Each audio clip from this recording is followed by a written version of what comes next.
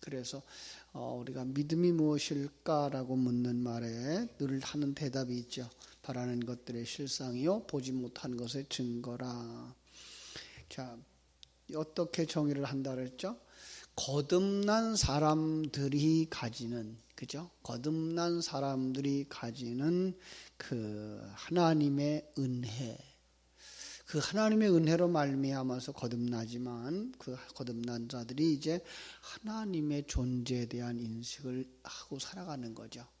하나님이 나와 함께 하신다라고 하는 믿음, 그 하나님이 일하심을 믿는 믿음을 가지고 살아가는 거예요. 하나님은 우리를 만들고 계시며 이 우주를 창조하셨고 섭리하시고 목적을 가지고 이 우주를 움직여가고 계신다라고 하는 것, 그걸 알게 된 사람이 뭘 바랄까요? 자, 거기가 이제 우리 바라는 것들이라는 단어와 기도한다라는 말을 연결시킬 수가 있어요. 그래서 마태복음 6장 33절을 인용할 수 있죠. 그의 나라와 그의 의를 구하게 되는 거죠. 그리고 구할 뿐만 아니라 그것을 실상으로 가지고 살아가는 사람들, 더 나아가면은 보지 못하는 것들의 증거다. 보지 못하는 것들, 불신자들의 눈에는 세상적인 관점을 가지고는 보이지 않는 하나님, 그 하나님이 함께 하시는 임마누엘, 그리고 하나님이 나를 만드시는 일하심, 이것들을 어떻게 돼요? 증거로 가지고 있다라는 거죠. 증거는 뭐예요? 남에게 내놓을 수 있는 확실한 것, 자기의 것을 증거할 수 있는 거죠. 자기의 신앙을 확증할 수 있는 어떤 내용들, 객관적인 증거. 물론 그것도 누구만 이해를 하죠? 믿음의 사람들끼리만 볼 수가 있는 거죠. 왜냐하면 하나님의 나라에 관한 것이고 하나님의 영적인 것이기 때문에 그렇습니다. 그러나 그것은 이미 우리가 그런 사람들을 많이 보아왔다라고 해서 선진들이 이로써 증거를 얻었다라고 했습니다. 이게 믿음이에요. 그리고 실제로는 이제 아벨의 이야기, 에녹의 이야기, 노아와 또 아브라함의 이야기를 가지고서 확증을 했습니다. 그들은 다 거듭난 하나님의 사람들이었고요. 거듭났기 때문에 믿음으로 살았고 믿음으로 제사했고 믿음으로 예비했고 이런 뜻을 우리가 보여줬고요. 믿음의 조상인 아브라함의 역사를 통해서 우리가 믿음의 사람이 어떻게 완성되어져 가는가를 간략하게 살펴볼 수 있었던 것이죠. 오늘도 계속되어지는 말씀인데요. 13절 이렇게 말하고 있죠. 이러므로 이 사람들은 다 믿음을 따라 죽었으며 약속을 받지 못하였으되 그것들을 멀리서 보고 환영하며 또 땅에서는 외국인과 나그네임을 증거하고 살았다. 그죠? 여기에 언급되어진 사람들만이 아니죠. 앞에서 언급해줬던 아브라함이나 사라나 이삭과 야곱, 이 모든 사람들 뿐만 아니라 우리가 알고 있는 역사 속에 많은 믿음의 사람들이 다 뭐예요? 믿음을 따라 죽었다. 자, 여기 믿음을 따라 죽었다라고 말할 때 이 어떤 죽음을 의미할까요? 육신적인 죽음을 의미할까요? 그렇다면 조금 이제 우리가 이해하지 못하는 부분이 나오죠. 에녹은 죽음을 보지 아니하고 하나님 나라를 옮겨졌다 그러는데 그 말과 충돌될 수 있죠. 그래서 여기서 볼 수 있는 건 뭐예요? 육신의 죽음이 아니라 옛사람의 죽음으로 보는 것이 더 정확하다. 그죠? 믿음으로 그 사람들은 뭐였어요?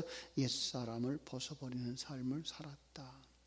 사실은 이 옛사람을 벗어버리고 새 사람으로 살다가 하나님 나라에 들어가는 것이 바로 에녹의 삶이기도 한 것이죠.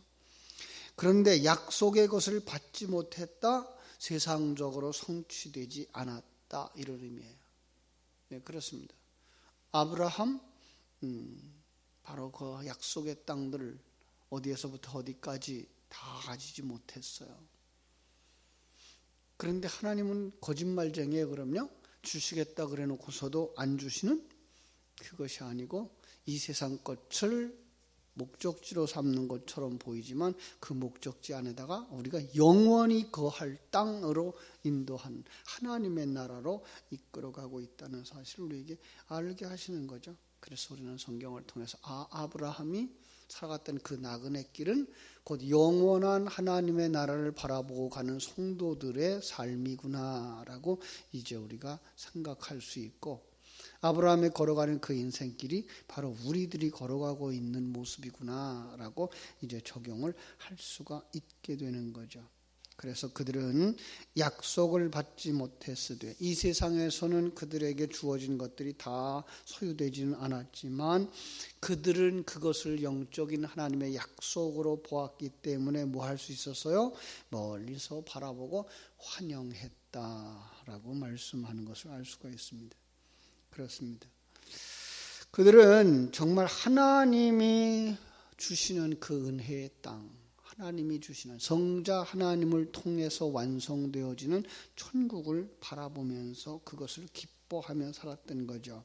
그래서 어떤 말씀이 이해가 되는가 하면은요, 요한복음 8장 56절에 아브라함이 그리스도의 때를 즐거운 마음으로 기다리다가 보고 기뻐하였다라고 말할 수가 있는 거죠. 자, 이것도 우리가 글자 그대로만 해석하면 아브라함은 신약 시대가 되어져서 예수가 오고 그가 십자가에서 죽으시고 부활하시는 것을 내다보았다라고 이야기하는데, 그것보다는 더 정확한 건 뭐예요? 영적 세계에서 성자 하나님이 일하시는 그 모습을 보았다라는 거예요. 그리고 그걸 기뻐했다라는, 이게 믿음의 사람들이죠. 자, 이제는 우리도 여기에 거하는 사람들이죠. 우리도 어떤 사람들이에요? 그리스도의 때를 즐거운 마음으로 기다리다가 믿음으로 보고 기뻐하는 사람들, 바로 성도들인 줄로 믿습니다. 그래서 그들의 삶을 또 뭐라고 표현하고 있죠? 그들의 삶을 나그네 사람, 외국인처럼 나그네처럼 살았다. 13절 마지막 부분이죠. 아브라함이 그 해쪽 속에게 했던 말 생각납니까? 나는 당신들 중에 나그네요 우거한 자니. 나는 나그네다. 아브라함의 이 세상의 삶을 나그네 삶이라고 묘사를 했어요. 우리도 이 세상에 사는 것이 나그네인 것을 알 수가 있죠. 왜요? 우리는 돌아갈 곳이 있는 사람들이에요. 세상의 고향이 아니고 하나님의 나라를 의미하는 것이죠. 야곱도 그런 얘기를 해요. 바로 앞에서 나는 내 나그네 길, 그죠? 얼마인데 우리 조상의 나그네 길에 미치지 못하였나이다 라고 많은 말을 할 수가 있어요. 하나님의 앞에 부름을 받은 자들은 참 소망을 하늘나라에 두고 하늘나라를 본향인 줄 깨달아 알고 하늘나라를 돌아가야 할 아버지 집인 줄 알고 이 세상은 나그네 길로 살아가는 거죠. 머지않아서 우린 갈 거야 라는 그러한 기대를 가지고 살아가는, 하늘나라의 소망을 두고 살아가는 여러분들이 되시기를 주님의 이름으로 축원합니다. 그래서 그 사람이 바라는 게 뭐예요? 하나님의 나라가 속히 이루어지기를 원하는 것이고, 그것이 더 나아가서 하나님의 뜻이 이루어지기를 원하는 것이죠. 자, 14절에서 그들에서 이렇게 말해요. 14절에서 그들이 이같이 말하는 것은 자기들이 본향 찾는 자임을 나타낸 거다. 그죠? 이 세상이 목적지가 아니라. 15절은 그래서 이런 말을 하죠. 그들이 나온 바 본향을 생각하였더라면 돌아갈 기회가 있었으려니와 그들이 이제는 더 나은 본향을 사모하니 곧 하늘에 있는 것이라. 그죠? 돌아갈 기회가 있었죠. 아브라함도 돌아갈 기회가 있었고요. 그죠? 이스라엘 백성들도 역시 돌아갈 기회가 있죠. 그런데 돌아가지 못하게 하는 것은, 돌아가지 않을 수 있는 것은 그들이 그곳이 고향이라고 하고 하나님이 주신 목적지가 아니라는 사실을 알았기 때문이죠. 아브라함도 실제로 이삭을 결혼시키려고 가나안 땅에 있는 여인에게서 신부를 찾지 말고 어디서 찾아오라 그래요? 자기의 고향 곧 메소포타미아로 가서 신부감을 구해오라고 종에게 당부를 해요. 그러면서 뭐라 그래요? 내 아들을 그리로 데리고 돌아가지는 마라. 육신의 고향 아니에요. 성경은 계속해서 육신의 고향처럼 생각해서 거기에 가서 삼촌의 딸 이제 사라를 데려옵니다마는, 성경이 말하고 있는 것은 바로 거기 떠나야 되는, 제가 그래요. 창세기 12장을 늘 묵상할 때마다 본토 친척 아비집을 세상이라고 말하고 있죠. 세상적인 관점, 세상적인 가치관, 세상적인 경쟁 구조, 그걸 갖다가 우리가 살던 곳 거기서 나오라고 말하는 거지. 하나님의 관점을 가지고 이제 하나님과 함께 살아가는 삶, 그리고 하나님이 주신 그 환경 속에서 나를 만들고 있는 하나님의 손길을 느끼는 삶, 그분이 우리를 들어주시고 손잡아 주시고 일으켜 주시고 격려해 주시고 있다는 것을 느끼면서 살아가는 삶을 사는 사람들이 다시 그리로 들어가면 안 되는 거죠. 이 세상 가치관 속으로 돌아가는 게 안 되는 거예요. 그게 뭐예요? 그게 배교예요. 그게 하나님을 반역하는 자들인 거죠. 믿음의 사람은 그럴 수 없죠. 그렇지 않을 수가 있어요. 그렇죠? 그래서 아브라함은 사라를 자기 고향 땅에다가 묻지 아니하고 가나안 땅에다가 묻어요. 그리고 자기도 거기에 장사되어지고요. 그 후로 줄줄이 저 자손들이 거기에서 장사되어져요. 자, 거기가 어딜까요? 가나안 땅이에요. 거기가 육신의 몸을 완전히 내려놓는 자리예요. 그러면 뭐가 나와요? 영적인 생명이 나오죠. 그리고 영적인 생명으로 완성되어지는 곳, 그들이 돌아갈 하나님의 나라였던 것을 알 수가 있습니다. 그들이 이제는 더 나은 본향을 사모하니 곧 하늘에 있는 것이라. 이러므로 하나님이 그들의 하나님이라 일컬음 받으심을 부끄러워하지 아니하시고 그들을 위하여 한 성을 예비하였느니라 라고 말씀하고 있어요. 하늘에 있는 것, 그것을 사모하니, 열렬히 갈망하니, 그것을 향하여 뻗치니 라는 뜻이에요. 진정으로 갖는 하나님의 나라를 간절히 소망하는 사람, 그들에게 한 성이 예비되어져 있어요. 어딜까요? 이 땅에 있는 장막과 대조를 하고 있는 거죠. 장막은 잠시 잠깐 머무를 곳이고요. 한 성은 견고한 모습인데 영원히 거할 처소를 이야기하고 있는 거죠. 그래야만 우리가 그 다음에 이야기하는 이야기들을 이해할 수가 있습니다. 17절, 아브라함은 시험을 받을 때에 믿음으로 이삭을 드렸으니 그는 약속을 받은 자로 돼 그 외아들을 드렸느니라. 자, 이거 아주 어려운 그런 시험을 통과한 그런 아브라함의 이야기죠. 하나님이 어느 날 100세에 낳은 아들, 그것도 25년이나 기다려서 얻은 아들, 그죠? 그 아들을 이제 장성해서 청년쯤 되었을 때에 하나님이 요구를 하죠. 내 아들 이삭을 제물로 드려라. 번제로 드려라.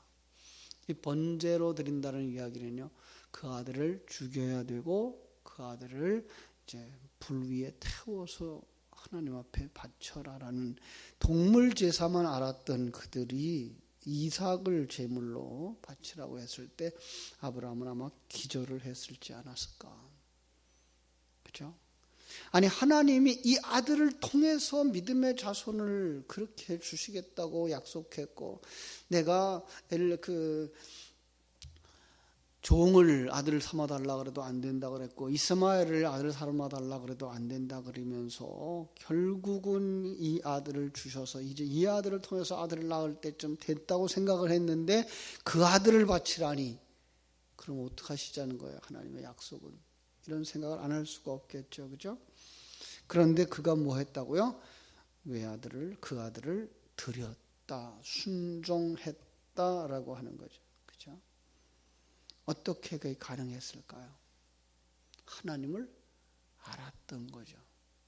그렇습니다. 그는 그 25년의 아들을 낳기까지의 25년과 아들을 낳아서 지금까지 키우는 그 과정 속에서 하나님을 경험하고 그 하나님이 어떤 분인지를 알았던 거죠. 오늘 성도들에게 있어 중요한 건 바로 이 부분입니다. 설교를 통해서 지식으로 들어온 그것들이 삶 속에서 경험되어져야 돼요. 내가 정말 그 삶을 살아낼 수 있는 사람으로. 그래서 확신해야 되는 거죠.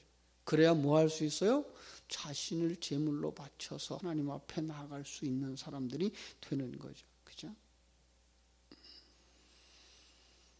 자, 참 부자 간의 뭐 그 사랑의 문제, 그죠? 그걸 초월해서 하나님의 약속과 하나님의 명령을 순종해야 되느냐 말아야 되느냐라고 하는 그 갈등이 얼마나 컸을까요? 그런데 그는 거기서 하나님 앞에 순종해요.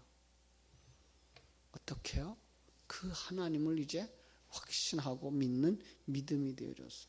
그래서 뭐라 그래요? 19절. 그가 하나님이 능히 이삭을 죽은 자 가운데서도 다시 살리실 줄을 생각했기 때문에, 그래서 그 이삭은 어떤 사람이에요? 죽은 자 가운데서 도로 받은 자다라고 말하고 있는 것을 볼 수가 있습니다. 예. 생각한지라 단순한 견해가 아니고요, 단호한 확신이에요. 그래서 말아요. 창세기 25장 5절에서 그 종들에게 그렇게 말하죠. 너희는 나귀와 함께 여기서 기다려라. 내가 아이와 함께 가서 경배하고 너희에게로 돌아오리라. 자, 이 확신이 있어요. 물론 초대교회는 이 그 성도들이 이걸 이삭을 제물로 바쳐진 사실이 그리스도의 희생에 대한 상징이었다라고 확실하게 말해주고 있어요. 예표적인 것이었다는 거죠. 그래서 이제 아브라함 대신에 양이 나오고, 그죠? 그 양은 바로 예수 그리스도를 상징하는 것, 이렇게 말하고 있어요. 그러나 정작 아브라함은 이삭을 죽이려고 칼을 쳐들었어요. 그죠? 그때 하나님께서 아브라함을 급히 부르시죠. 아브라함아, 그 아이에게 손대지 마라. 죽었다가 다시 얻은 자, 죽었다가 다시 얻은 자. 그는 이미 그의 삶 속에서 희생을 했던 거죠. 마치 예수 그리스도의 십자가의 죽음과 같이. 그 죽음은 어디까지 포함된다고요? 지금 여러분이 살고 있는 삶 속에서 예수 그리스도의 죽음으로 여러분들이 살아나고 있는 사실인 거예요. 그리고 예수 그리스도와 함께 우리의 옛사람도 죽고 있다는 사실을 여러분들 인식해야 되는 거죠. 그가 어떤 사람이에요? 죽었다가 살아난 자예요. 그가 바로 죽음과 부활을 경험하고 살아가는 사람들, 성도들이에요. 성도들의 매일매일의 삶은 뭐라고요? 옛사람을 죽이는 삶, 새사람을 살리는 삶. 옛사람을 죽이는 것, 뭐 하는 거라 그랬죠? 본토 친척 아비집을 떠나는 것. 그런 가치관을 가지고 살지 아니하고 하나님의 관점을 가지고 살아감으로 말미암아서 그 속에서 평강을 누리는 삶, 흔들리지 않는 믿음의 삶으로 굳게 서 있는 삶. 그렇죠?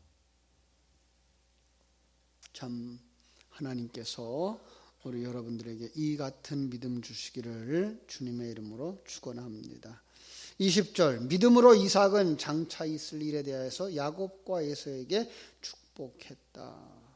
아브라함에게 약속하셨던 하나님은 이삭에게 그 약속을 다시 확인시켜 주죠. 창세기 26장이에요. 창세기 26장 2절부터 5절까지 보면요, 하나님께서 이삭에게 똑같이 약속을 해요. 야곱에게 똑같이 약속해요. 그럼 누구에게도 똑같이 약속하고 있는 거예요? 나에게도 똑같이 약속하고 있는 거예요. 그렇죠?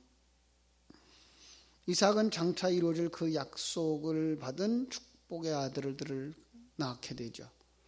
하나는 에서, 하나는 야곱이에요. 그런데 그 에서와 야곱을 성경은 뭐라 그래요? 하나는 옛사람, 하나는 새사람, 이렇게 묘사하고 있는 거예요. 그래서 옛사람은 이제 망하는 모습으로 보여주고, 새 사람은 하나님의 사람으로 완성되어지는 모습을 그려주는데, 세상의 눈으로 볼 때는요, 에서가 잘 돼요. 에서가 재산도 빨리 늘어나고 가정도 어서 빨리 속히 이제 이루어지고 있죠. 그러나 야곱의 삶은 고난의 삶이에요. 아버지 집을 떠나서 외삼촌의 집에 가서 살고 있는데, 정말 누가복음 15장에 나오는 탕자의 모습처럼 그렇게 힘들게 살아요. 그러나 거기서 누구를 찾죠? 거기서 아내들을 얻고 거기서 아들들을 낳아요. 자, 이걸 또 다른 말로 말하면 뭐라고요? 예수 그리스도가 이 땅에 오셔서 우리들을 그의 아내로 삼고 우리들을 그의 아들이 되게 하시는 과정인 거죠. 야곱의 생애가 우리들의 모습이라고 말한다면 그 과정은 너무나 힘든 거예요. 그 과정은. 결국은 그를 하나님이 어디로 이끌고 가죠? 야복강으로 이끌고 가서 결국은 우리의 환도뼈를 쳐요. 이젠 네가 네 힘으로 살지 마라. 그때부터 지팡이를 의지하며 살죠. 그리고 마지막에도 지팡이를 의지해서 자식들을 축복하죠. 그 지팡이 말씀이라고 그랬어요. 하나님의 말씀을 의지하는 삶을 살고 하나님의 말씀을 의지해서 자손을 축복하는 축복의 통로가 되어지는 것을 알 수가 있습니다. 오늘 봤던 마지막 절, 믿음으로 요셉은 임종시에 이스라엘 자손들이 떠날 것을 말하고 또 자기 뼈를 가지고 나가라. 그래서 출애굽의 모든 과정은 그 요셉의 장례 속에 들어가 있어요. 그래서 출애굽할 때 모세는 뭘 요구했을까요?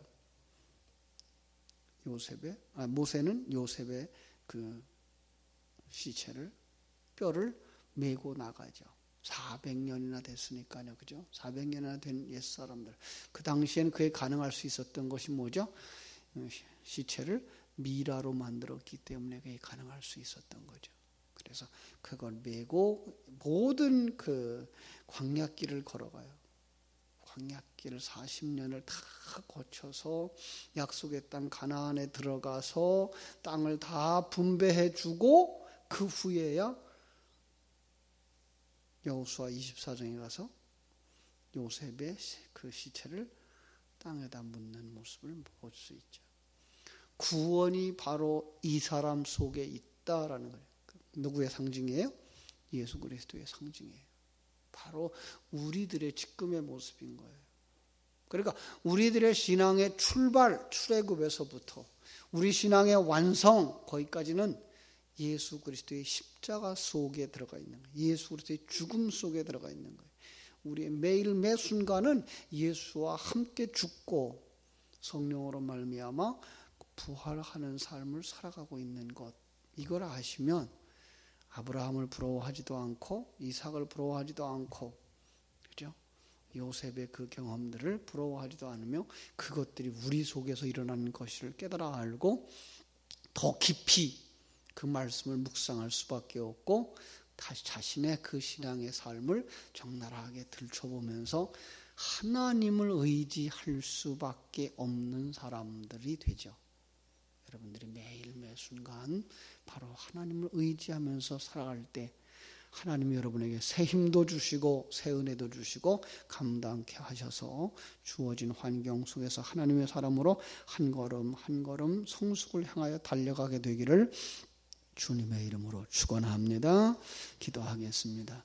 믿음의 사람들이 이렇게 살아가는 모습들을 다시 한번 우리 히브리서에서 정리하면서, 믿음은 바로 거듭난 자들이 하나님의 존재를 인식하고 하나님이 하시는 일들을 바라다보며 그 전능하시고 창조하시고 섭리하시고 경륜하시는 하나님이 나와 함께하고 있다는 사실을 확실히 믿는 증거 가진 자들의 삶이라고 말씀해 주시면서 우리에게 이와 같은 아름다운 삶이 주어지고 있다는 것을 보시도록 하시는 하나님, 다시 한번 아브라함과 이삭과 야곱과 이 요셉의 생애들을 살펴보게 하시고 내가 그 속에 들어가 있음을 깨닫는 믿음 가운데에서 강하고 담대한 자들이 되게 하여 주시옵소서.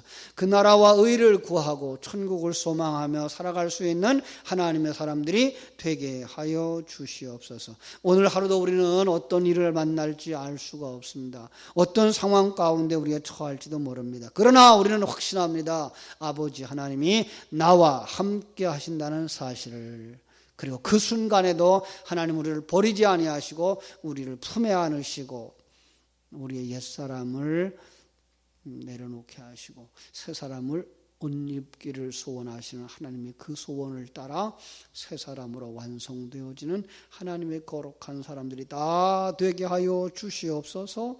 오늘도 일마다 때마다 시간 분분 초초마다 이 귀한 말씀이 생각나서 정말 하나님과 함께 동행하며 그 하나님과 동행함을 기뻐하고 즐거워하고 감사하고 찬송할 수 있는 하루가 되게 하여 주시옵소서. 예수님의 이름으로 기도하옵나이다. 아멘. 하늘에 계신 우리 아버지여, 이름이 거룩히 여김을 받으시오며 나라의 임하옵시며 뜻이 하늘에서 이룬 것 같이 땅에서도 이루어지이다. 오늘날 우리에게 일용할 양식을 주옵시고 우리가 우리에게 죄 지은 자를 사하여 준 것 같이 우리 죄를 사하여 주옵시고 우리를 시험에 들게 하지 마옵시고 다만 악에서 구하옵소서. 대개 나라와 권세와 영광이 아버지께 영원히 있사옵나이다. 아멘. 자유롭게 기도하시기 바랍니다.